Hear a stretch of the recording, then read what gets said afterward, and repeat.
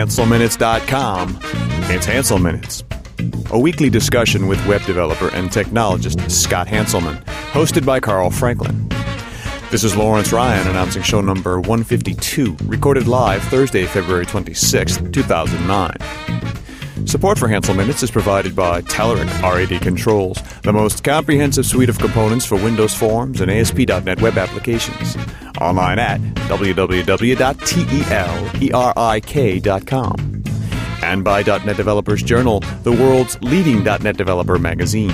Online at www.sys-con.com. In this episode, Scott talks code generation with Kathleen Dollard. Hi, this is Scott Hanselman, and this is another episode of Hansel Minutes. I'm sitting here at the Rocky Mountain Trifecta, what I like to call the Denver Code Camp in Denver, Colorado. And I'm sitting down with Kathleen Dollard, Chief Technologist at App Venture. Thanks for sitting down with me. Well, thanks for inviting me. So you, back in the day, many, many years ago, 50, 60 years ago, in 2003, you wrote the book on code generation in .NET. I did. There were not a lot of .NET people doing code generation, although it's an old concept. It is. It's a very old concept, and I've looked at it for a long time before then. But in .NET, we had the right tools to get started with it and do it in a much more profound way than we could with previous tools that I had been involved in. And so I got involved with it. I was writing my own harnesses, my own tools, and I wound up writing a book to come out of that. And it was a long time ago, and it feels like a long time ago. Well, 2003 in the .NET space is kind of a long time ago. Yeah, and that's when I released it. So it was most of 2002 really? That was what I did, yeah. So we as a community, the .NET community, is not mature in a number of ways, but we are. I feel like 2009 may be the year that we kind of reach some level of maturity in a number of different aspects of software, and hopefully code generation will be one of them. But how were you doing code gen back in the day in .NET? Well, there's a couple of kind of standard problems that we have to solve when we're doing code generation, and they actually hit a couple of different areas of development. And I just there's one thing I'd kind of like to say as a starting point is that what we're trying to do is make the coding better, the coding process better. And I want to use the word better instead of faster. It will be faster. That's a good thing. The quality will be better. That's a good thing. Programmers will be happy. That's a good thing. All of that's a good thing. But sometimes you also have to sit back and say, it doesn't mean my project is going to go X% faster because it doesn't save you time in requirements. It doesn't save you time in a lot of other features that are actually a big part of your job. They're getting lost because as you shrink the coding down, all of a sudden those become bigger. They're more evident to you once that gets pulled down. But we can talk about some of those areas, but I know you've got experience in code generation as well. Yeah, I worked for a number of years as a chief architect of a company called Carillion, now called CheckFree, and we did online banking.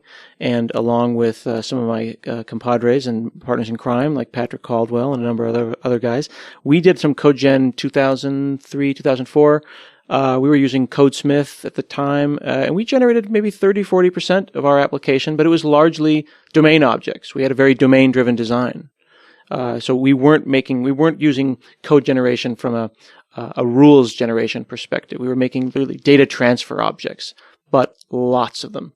And that's the kind of code, when I said your coders will be happier, that's the kind of code that makes coders crazy to write. And so it's really important to recognize that we're trying to get coders focused on where coders need to be focused. Mm-hmm. We're not trying to make coding go away. It's just that we're spending time on stupidity. What we want to do is spend time on really good domain issues. We will solve more problems. We will be able to write applications we can't get to right now because we're still rewriting the mission critical applications we started writing back in the 50s. Exactly. The kind of code that we were generating was monkey code. It was just a bunch of monkeys, and this is not to say that my compadres were monkeys, but it was just monkeys slapping on a keyboard could write this stuff. It was properties and validation and getters and setters. But the thing that was interesting was that requirements would change subtly. And then you go and say, oh, I got to change these 400 domain objects so that they all have this behavior. Some of those behaviors can be expressed in an object hierarchy, but other ones couldn't. Then we turn to code generation because it was so repetitive. And that's actually, you touched on something that's really important there, and that's the fact that the long-term ability to evolve and flex a code-generated application is really one of the fundamental benefits. If we were to say, we were to make a bullet list of the really big ones, that's really it, because either on an architectural level, somebody new comes in and says, this was stupid, why did somebody do that? We have to yank that out of there, and you have 200, 300, 400 classes that are involved. or something changes in the domain, a business change happens. And remember, these are on entirely separate timelines. So it could be that one is happening faster or slower. We just don't know what's going to change. So on the business timeline, we need a new field, we need a new table, we need some new change there, and we can quickly roll that out and quickly roll it into the application. So the ability to manage change and evolve through time is really one of the huge benefits of generated applications. My goal is nothing less than applications that last for 20 years. We're not even close to that right now, but I do believe that is the brass ring where we should be reaching for, is being able to establish metadata-driven applications as much as possible, limiting the actual code that humans have to write to something we can find, and then we can rewrite it, and it's okay if technology changes, and then allowing technology to change through our generated architectures. That's the dream. Now, your book is probably a little dated now, but because you're using XSLT for a lot of your code generation, but there were some principles. And since we've had Uncle Bob on talking about principles, there were 5 principles of code generation that you talked about that might not be dated. There were 5, and actually, when I first put them out, I was a little bit nervous because the Java community in 2003 had a lot more experience than we did. So I put it out on codegeneration.net and asked the Java people what they thought, and they agreed with me, which made me very happy because the book was already pressed. It would have been a bit rough if I had totally mucked that one up. But they're still valid, and so we can go through those. Sure. So the first one is code generation has to be under your control being the organization or the individual. All of these, I think, have more nuances now than I put on in 2003. And one of the nuances on that is actually organizations need to have kind of a hierarchy in some cases of how generation is done. But that's sort of a separate, you can't go out and buy this. You have to be involved in the architecture yourself. And the reason is that when there's a problem, somebody's going to come to you. So that's the first one. The second one is that metadata is discrete and morphable, and actually metadata is a sub-genre all on its own. So I could talk for a very long time about it, but it's ultimately the model. It's ultimately how you describe what you're going to build. We think of models in terms of only our business object models, so that domain model, and that's very important. But actually, the layout of our UI is also a model. Our rules engines for validation, these are also models. These are all ways that we describe at a higher level of abstraction what we actually want to build. We have to be able to get at that, work with it. It can't be buried away. It has to be morphable and changeable from one technology to another, from one source like a database. So it needs to be agnostic to the end result. Agnostic. Okay. We have a long way to go on metadata. It's probably the richest area for growth that we've got. The third one is it has to be an easy process. I used to say it has to be one click once. I was like the reverse of Microsoft. Now I say it pretty much has to be no click. It should be part of the normal continuous integration build process. It's an evolution of the same concept. We we were doing continuous integration back in the day, and we always said build.bat, test.bat. Right. Well, at the beginning of build.bat, we had to kind of generate.bat, and we had not made it one click. But to your point, getting it into the continuous integration, it is as fundamental as doing the build. Absolutely. Absolutely. The reason is you want to find your problems very quickly. It's the same reason you do continuous integration on any other part of your application. So that's the third one. The fourth one is that handcrafted code is sacred and protected. And I use a very strong word for a good reason, and that's that whether it was done by a mistake, and I really want to underline that, it doesn't matter if somebody blew it and made a mistake. Something done by a human being should be protected. Human beings are creative by nature. Creativity means if you come back after lunch, you may not be able to do it the same way. You have to protect it. There are very good ways to protect it. That's an area that we have the technology. Everybody's just been ignoring it for the last 6 years. So basically, the one way to address that's very simple and can be done in CodeSmith. It can be done in T4. It can be done in any generation language that I know of. It just takes effort, is to include in the file a checksum of the file. And so you can you can know absolutely that file was unchanged later. And I've been doing that since 2003. That's really interesting. We had a big problem early on, and again, I feel silly to think that 5 years ago was a long time, but people would open up foo.cs and they'd start editing it. And then they'd be upset when the continuous integration server blew it away or generate.bat blew it away. So then we started calling them, foo.g.cs or foo.generated.cs. And we'd put giant warning messages in comments. At the top, right? Which they would then promptly erase and then start writing code. Visual Studio begs you to make that mistake. If you believe that making comments will help you not overwrite generate code, I really encourage you to ensure that comment is every 20 lines of code. because we do not open files at the top and start reading them at the top. We get around via navigation. And there's nothing wrong with generating comments every 20 lines or so. Well, absolutely. If you really believe that what we need is Visual Studio to recognize them. They will not do it as generated and build in the checksum. But the editor in 2010 should make it easier for us to do it. So you're saying, and I don't know if this is controversial or not, but you're saying that if somebody breaks the rules, busts open some generated code, you'd rather have a warning or break the build or something than to have them lose their little bit of human generated bits. Absolutely. That's a build break. You break your build, and you actually could break it at kind of a warning level perhaps, because you don't really know how deep that went into the system. But your process is broken, just like it would be if anything else went wrong. So you absolutely should break the build at that point. Okay, so how many principles That's 4. is that? 4. Okay, and so number 5 is kind of self-evident, but it is that generated code should be of equal or better quality than non-generated code. And it's really, we have opportunities and we should take advantage of them once we go to generated code.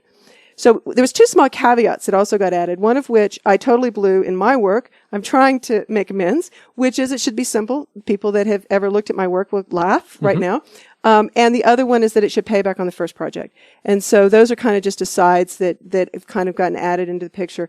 The payback on the first project, we go so fast now, I don't think anyone would seriously consider making an investment that took them 3 projects to make it back. But that's real. We have to be agile in code generation. It's my belief that they make a good fit. And it's interesting. This is a little bit of a side trip, but a lot of the people in not just the .NET community, but in the overall software community tend to be consultants.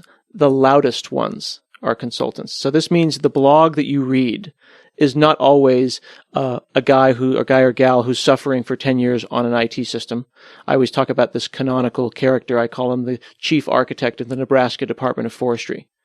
Okay, he's usually not blogging. He's trying to do actual work. Right. That the people that you, the listener, listen to, may be doing short-term consulting projects. They may be coming in. It's a little off color, but I usually call it sex without the commitment. It's the one-night stand of software. They leave. Who's going to raise this baby? Who's going to put this child through college? I did this for 6 years. I would fly in. I would whiteboard for money. I would, great white hope. Ta-da! And I would leave. But a lot of those early systems in the mid 90s that I was working on weren't as flexible and long didn't have longevity that they should have had. And I think that we need to remember that when we're listening to loud bloggers, consultants, speakers, whoever. And I think that absolutely. When was the last time you were on a 5-year-long project? I actually do maintain long commitments with some of my clients. Do you have an ongoing relationship with them? I do have with some of my clients, not all of my clients, because I do training in code generation. And when I do that, it often is a good luck, call me if you need me. And sometimes I don't maintain those relationships. But it is important that all of us maintain that vision. And it's not just code generation. Code generation is one piece of the puzzle. It's a matter of writing code that is going to evolve. We are taking it as we're accepting it as a matter of course that technology will change so much that we're just going to have to rewrite in 5 years anyway. So why worry about the 5-year time frame? Exactly. And that is just, it's an unacceptable long-term strategy. It is true in the short term. Right. But it's unacceptable. And I think that code generation is an opportunity, but it's not an opportunity to be sloppy. No, it's absolutely And some people use it as, it's generated code, doesn't have to be pretty. Yeah. I've said that. Yeah. I've definitely seen systems like that. And it's, there's some areas you can actually be sloppy in. Sure. For example, if you're wasting your time adjusting white space, I think you're absolutely just doing that, wasting your time. Agreed. But because you can pretty print it later. But in terms of actually writing true good quality code, it's very important. Now, there's a number of ways these days in .NET and Visual Studio to generate code. There's lots of products to use. But one of the things that's been getting a lot of press lately is T4, this newly found, newly discovered, but been around for a long time, 3-4 years. Yeah. Things hidden in Visual Studio. That's right. It used to be called T3. I don't know which T is new, but this is like a test. It's text templating transformation toolkit. Toolkit. This is the 4th T. Yeah. And so they added another T, and it is an acronym, but it's an acronym. When they go to the next version, I'm kind of hoping they don't find another T and make it T5, but who knows what they'll do. Yes, it's on your listeners' machines if they're running 2008. And most people have no idea that they have a code generation language on their machine right here, right now. Not an add-in. This is not something that they had to check when they installed Visual Studio. If you are listening and you run 2008, you have this right now. Right, you do. Except. Except. Except. There's a couple of big excepts on this. it's not altogether clear to me what the strategy within Microsoft that got it into Visual Studio is, but they gave it to you without a little icon. You can't go in and just say, create a new item, T4 template. Add new item. Okay, you can't do that. So that's missing. An editor is missing. There's no editing capabilities within .NET, within Visual Studio itself. Right. And they didn't give you a harness. And we can kind of come back and talk about harnesses because the other two are pretty self-evident. The first one is easy. You create a text file. You change the extension. If you want to see output within Visual Studio, so if you want Visual Studio to turn around and display when you say view this, you're going to actually be able to see output. And the way it actually appears is it's a sub item, the way that other like designers, you have like the whatever, and then you have the .designer. Right. So if you give it the extension .tt, then Visual Studio will create a sub file is a .cs or .vb file which contains the output. It has some limitations, primarily the way data parameters are passed in. So that can be somewhat, it may or may not be useful. It's very useful to learn T4. You can also give it another extension that you simply know later. We use T4, and that's just an extension. I don't want Visual Studio to do that because it's only going to get confused when that template starts trying to evaluate parameters, which I can talk about some of the problems about that related to the harness. So you can solve that problem. You can make Visual Studio do generation for you today, right now. You'll be doing it in an editor that looks like Notepad if you just use Visual Studio. And hopefully within the, we have an answer now, and hopefully we'll have another one in the 2010 timeframe. Hi, this is Scott coming at you from another place and time. Are you looking for an object relational mapping tool for mission-critical projects using LINQ and .NET? I wanted to share with you Genome. It's specifically designed for developing .NET Enterprise applications. Genome is a mature LINQ-integrated ORM tool. It's been employed in numerous large-scale projects over the last 6 years.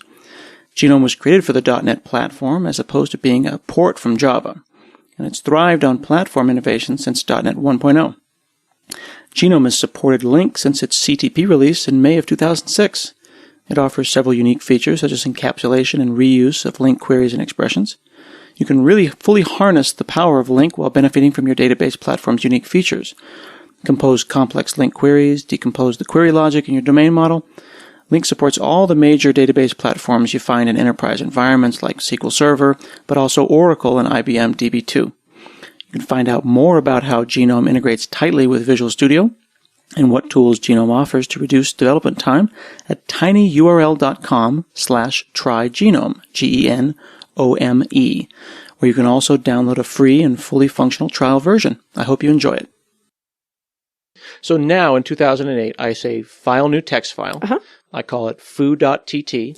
I add a couple of lines, and people can search the web and find T4 tutorials. It'll tell you the directive that you need to put up, the name of the output file, and they can start writing what looks like ASP code. Well, yes and no. What they write as just raw text is just going to be printed out as it is. There's different types of directives, different types of elements you can put in there, many of which drop you into getting expressions, one of which drops you into getting expression, one of which drops you into the code that you want the language written in, which can be either VB or C#, could probably be other stuff. But it's text. You could generate CSV files or XML or whatever makes you happy. Absolutely. So we have a language within the template. It's one of the things that takes a minute to get used to. There's a language within the template that runs the template. For example, you want to do something for every property in your business object. You have a loop, and that loop is logic and code within the template that runs the template. Then the template is going to output something. That could be VB or C# code. It could be a configuration file. It could be XAML. It could be anything that is a text file that you want to get put out onto your file system. And they hit, Control-Shift-B, and it happens. That thing gets generated. Yes. Now, that happens in Visual Studio. I understand that it doesn't happen at MS Build level. There's some MS Build tasks you need to build in to make sure that happens at the command line. Yeah, and I'm afraid I'm not that familiar with the MS Build stuff on that, because T4 is sort of it's all just coming together for us right now. I actually use an external harness myself, and that's something I want to talk a little bit about. But before we go there, we mentioned an editor, and we didn't mention the solution for people. There's a company called Clarius, and you'll have the URL on the notes for the podcast. And Clarius is Clarius. Yes. And one of the primaries over there is a buddy of mine named Daniel Canzolino.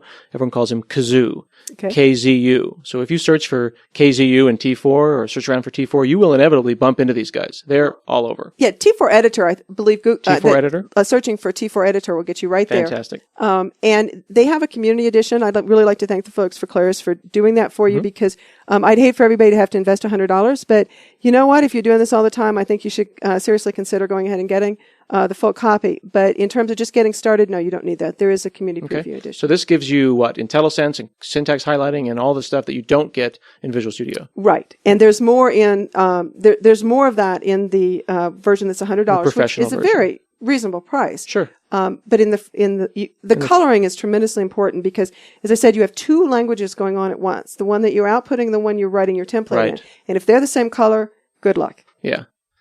We did that in Notepad back in the day, and it was always challenging because just as when you're making web pages, you're thinking about the HTML you're producing, and then you're thinking about the inline script. If the inline script happens to be the same language as what you're generating, if you're using VB to generate VB or vice versa, it can be very, very eye blurring as to what's happening. Coloration is tremendously important on that. Yeah. Coloration pretty much solves that problem. So you said a harness. Why do I need a harness? Okay, so a harness is basically something that's going to run the template. And T4, as it stands right now, doesn't take parameters. It's rather primitive in its relationship with the rest of the world. And that's because there's a model within DSL, which is where T4 came out of. Microsoft didn't sit back and say, we want to build a templating engine. What they sat back and said is, we want to build DSL, and you cannot do domain-specific languages. Yes, thank you. Domain-specific languages, and to support that, we must do generation. So within the domain-specific language world, there's space for interacting with the T4 templates, and so because of that, it's a little bit awkward. One of the harnesses that is the first prototype is available right now, but I'll be putting up in the next week a much more sophisticated version at venture.com. We have a community edition, which is free. We're putting it up there so people can get used to T4. And what that's going to let you do is actually manage properties being handed into your T4 template. You create a dictionary. The dictionary gets handed off to this engine. The engine does the work to get that data into the template. So getting properties passed is one of the things you need a harness to do. You need harnesses to manage errors. You need harnesses to manage crossing some sort of an IEnumerable. So there's other ways to solve this problem. It's been documented how to go within T4 and have a T4 file create many, many different files from itself. But I find that to be sort of confusing and the wrong tool to do the job. So what the harnesses I've been working with for years, I've been writing harnesses for many years. I've written a couple of them, and this is the best one by far. I'm really happy with it.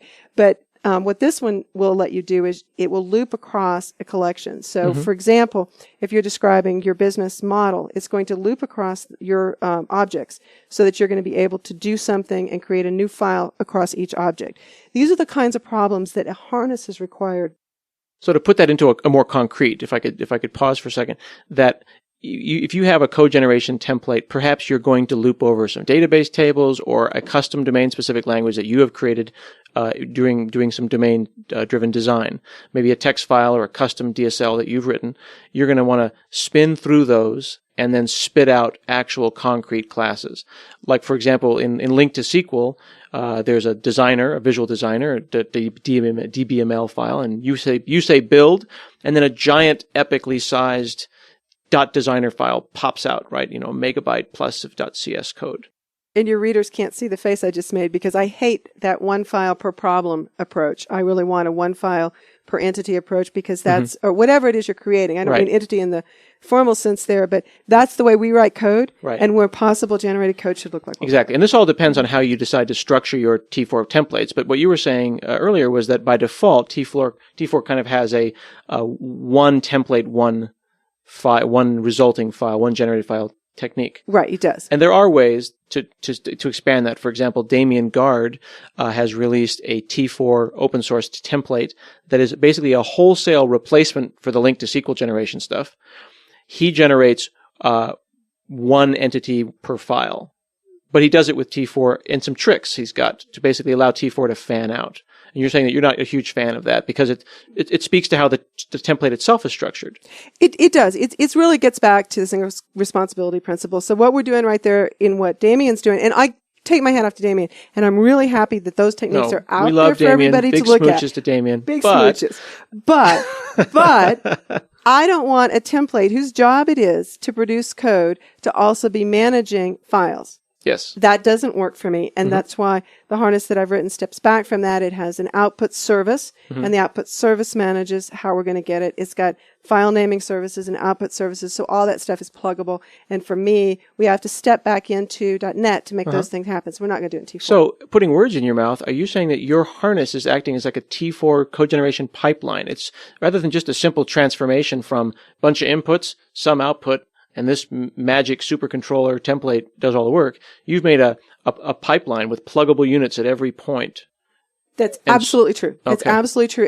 Every point I could think of it, I put that in, and it'll be an open source thing. So I'm hoping we're going to get more suggestions for other ways to make it pluggable. The key things that after 8 years in this, I know we need pluggable are going to be naming services, because people are all over the map in what they need in that. File output services, because there's many techniques. There's ways to protect code. There's other things, the checksum that I mentioned earlier.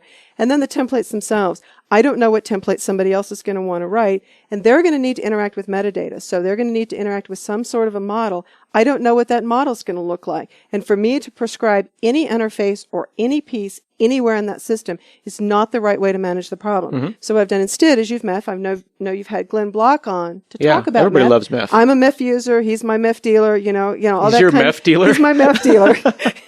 So, it's a really good example of where MEF can really shine, because it allows everybody to be a consumer or a provider.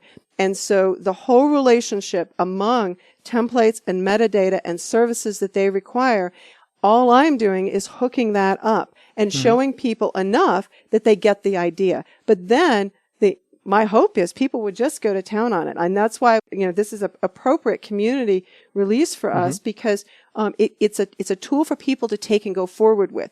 Obviously we love what we're doing internally, but that's really separate from us wanting to see the world doing a lot more code generation. Now, one of the things that I, as someone who did code generation for years, would say that kind of the two biggest problems are, on the right side of the problem, deciding what I'm going to generate. And then on the left side of the problem, deciding from what I am going to generate it from. And is the thing on the left side, that metadata, simpler to write than the thing that I just want to get? And you just did a beautiful job of explaining why this is hard. People want code generation to be easy. What they want to do is they want to say, give me the tool. I'll pay money for it. Do whatever. Give me the tool that just makes my application happen. And the problem is architecture is still hard. Metadata is still hard. These problems are still hard. They will be for a while. And you've got to be involved with that, or you're selling your soul to whoever's giving you your architecture. Well, and that's why tools that look at the database and just generate everything from the database are so popular. That's right. And we go both directions on that. We also have tools that are domain and create. Start at the middle and go left and right. Exactly. But the part in the middle, the mapping, I do it in it. I would now call it a DSL, except it's all XML. And I've been doing that for 8 years. It's in my book, how to do that mapping. It's been there for a very long time. We now don't like doing it in XML. Now we do it in DSL, but it's the same problem of how do we say this business object represents these columns from these joined objects sitting out in that database over there. And how do we make that definition? So those are all problems that are really core. The metadata problem I think we'll solve in the next 3 or 4 years. I'm really optimistic. The architecture problem, I'm not an architect. I mean, I do architecture. I copy other people's architectures, but I'm not one who has enough experience to say, yes, there is that perfect architecture we will all be able to use. Now, this might come out of left field, but while we're here talking about things that I find very, fairly concrete and fairly, at least within the realm of understanding for me, there's this thing looming. There's this Oslo that's out there that a lot of people are still trying to get their heads around. And I'm seeing, it's almost like blind men trying to describe an elephant, and you feel, oh, this feels like a snake and that feels like a tree, but we're feeling different parts of the elephant and no one's really seeing the big picture, at least not people, unless they've dove full on into Oslo. You're describing these DSLs. Are they solving this problem as well? And how's T4 going to fit into that? Well, I don't know exactly how everything is going to fit together at the end of the day. I think that I still have a lot to learn on that. I'm very excited about Oslo because to me what Oslo is a wonderful, big, beautiful repository for metadata. Gives us some opportunities for consistency across metadata, gives us some opportunities for rules, gives us some really exciting opportunities there. From my perspective, it's enough because I can do the rest. It's easy once we do that. Architecture's still hard, but the actual physical act of generation we've known how to do for a while. So if they do it right and I'm happy with it, that's even better. But if they just give me the tools to create really good metadata, then that is tremendously powerful. And one of the nice things, at least in some spaces, they're accepting, workflow is one that they're doing this, the need for both textual and visual representations. And hopefully that's going to, be really pervasive throughout Oslo. Now, if people are going to sit down right now and learn about code generation, where do they start? I mean, there's the tools, there's the act of turning the crank and doing that, but there's the concepts, there's the architecture, there's the big stuff. Are there other tools that are lying out there that I should be using? Is there only T4? I know that there's CodeSmith, but what else can I use to generate code, and where do I start? There's a couple. There's a couple out there, and there's a couple third-party tools, which I'll just skip over only because they're third-party right now, and I don't want to say anything bad or good about them. They're there. You can go search for them and find them. Microsoft has another one though that nobody knows about, or very few people know about. You're just a Microsoft shill, aren't you? You don't even work for them. Today I am. Okay, well, it's just this is a good toy. There's lots of tools out there. There's LLBL Gen. There's what are those? There's CodeSmith. There's CodeBreeze. CodeSmith, CodeBreeze. Yeah, Miguel Castro's CodeBreeze. There's a ton of them out there, which is why I hesitate to say any because I know I just left out 3. Well, I know I left out my generation. I know I'll sit here and just keep thinking of the ones I left off. And so everybody, I forgot. I'm really sorry. Microsoft's other one is actually in VB9. And this has been written about. I actually did not I wish I'd discovered this on my own because it'd make me feel very smart. I first saw this from Beth, who heard it from somebody else. Beth Massey. Evangelist. So this has been out there. And I've actually done quite a bit of work on this because from this, I was actually able to create templates that were a single template that could generate either C# or VB code without the code DOM. Now, I'm not sure that work actually has a future, but that's work I did about a year ago. So let me stop because you're talking really fast and you're using a lot of terms that not everyone will understand. One of the things that we used to do when we were generating code was we would create a thing called a code DOM. And a code DOM was a language agnostic way to express instructions. It was almost like building an XML document using only DOM instructions. It was just as obtuse, except we were building method calls and property getter setters and descriptions of classes using a bunch of Lego pieces that were object creation. And the best thing to say about the code DOM is to stay as far away from it as possible. It was to call it Baroque would be an understatement. Yes. But it did allow you to do it in a language agnostic way and spit out either C# or VB. T4 is text to text, so you have to make a declaration to yourself about what you're going to generate. Well, the declaration that you can make 2 declarations in T4 about the prefix you put on the output file and on the language of the template itself. Mm-hmm. But by nature of writing the code, you are saying whether it's VB or C#. You're putting in imports or using and all the other keywords. So back to what you were saying, this scandalous bit of information that you're telling me that there's a code generation tool inside of Visual Basic 9. Yes. Okay. So and as a reformed VBer, because there's nothing worse than a reformed. Yes. Because I was VB. That was where I started out. I did my C in high school and college. Then I was VB3. Right. Then I became a semicolon person. Yes. And now I get hassled by the community when I don't give VB their props. And I cross-code in both languages. So I'm actually giving talks right now on cross-coding. Really? So yes. Cool. But back to VB9 in this. What we've got is XML literals. And if you code in any language and do not understand XML literals in VB9, you're selling yourself short. Mm-hmm. Go learn about it. So there's a very powerful language for creating something. It's generally creating XML. It's generally XML. And in fact, you are initially creating XML, but there is a very important property called .value. What .value does is take all of the inner XML and concatenates it into a string. You have just created source code or anything else you want to create. So what's the XML around it for? Just because you have to have it to make XML. That sounds like a code work. generation hack. Like you're declaring. It's beautiful though. It is. It really is beautiful. So where really is there a sample I can go see? I've got some stuff on my blog. Okay. Beth Massey's had stuff a while ago on her blog. There's a number of VB people that are using this. Still Price has been working an article, and I really hope that article is going to be coming up in Visual Studio Magazine very soon. I'm hoping I'm not speaking out of school to say that. Billy Hollis has spoken about this. A number of people have been speaking about it. I love Billy Hollis. Yeah, I do it more complicated than some other folks do, but it's a really powerful mechanism because you're sitting in the heart of .NET. Right. You have got every possible tool. You can make the deepest hierarchies. You can use as much complexity as you need. You can call into subroutines. It's all in all the IntelliSense, you're in .NET. It's difficult to describe these kind of things when you're on a podcast. I know. And I've blogged about this as well. You can go to my blog and click on the VB category, and I've shown about if ever there were a reason for a C# person to get back involved in VB or to even do mixed language assemblies, it is XML literals. It's the kind of thing where the purist might say, oh my God, what have we done? We've built in one language support deep into another language. But, once you accept the existence of LINQ, a language within a language, or at least a query structure within a language, having XML embedded in a language is pretty amazing. And I've written applications where I would have a VB DLL just for the generation of XML. There's just really no easier way in .NET to generate XML.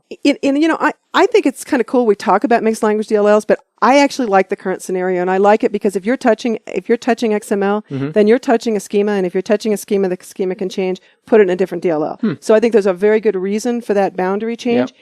And the amount of actual VB code that a C# coder has to write is pretty small. Yep. The rest of it is well, it doesn't really look like, you're right, it doesn't really look like VB because you're really focused on generating generating your XML. Or as a lot of examples we've been seeing lately with ASP.NET MVC, there's been some examples where we've had XML literals generating XHTML. So VB XML literals as view engine.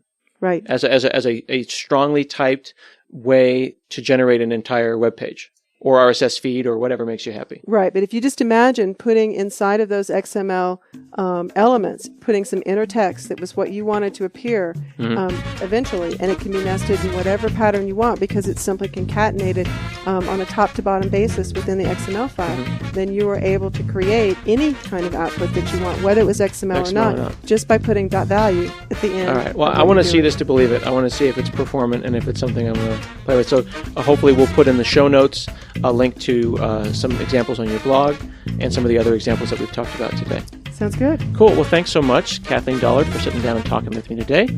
This has been another episode of Hansel Minutes, and I'll see you again next week.